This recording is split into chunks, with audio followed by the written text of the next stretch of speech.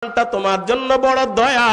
কোরআন ডাক দিয়ে কয় আমি হলাম তোমার বিপদের বন্ধু, বিপদের বন্ধু। আল্লামা ইবনে বতুতা রহমাতুল্লাহি আলাইহি মালদ্বীপ সফরের মধ্যে গেছেন। মালদ্বীপ দেশটা কেন মুসলমান রাষ্ট্র হইল, বতুতা তার কিতাবের মধ্যে লেখে। ইবনে বতুতা সারা দুনিয়া বিশ্ব ভ্রমণকারী একজন আল্লাহর বান্দা। দুনিয়া সফর করার পর যখন মালদ্বীপ গেলেন, রাতের গভীরে দেখে মালদ্বীপ এলাকার বিভিন্ন এলাকা থেকে মসজিদের মাইকে আজান শোনা যায়, আল্লাহু আকবার, আল্লাহু আকবার। ইবনে বতুতা মনে মনে চিন্তা করলেন, আল্লাহ জানে এই দ্বীপ শহরের মধ্যে কেমনে জানি আজান আসলো, মুসলমান কেমনে আসলো। দ্বীপের মানুষগুলো এক কাতারে মসজিদের মধ্যে নামাজ পড়ে, এটা বুঝতে পারলাম না কারণটা কি।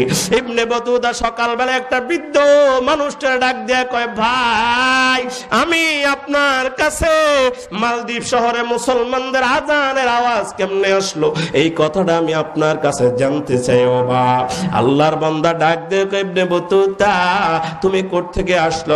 বলা আমি ইবনে বতুতা, আমি আপনার কাছে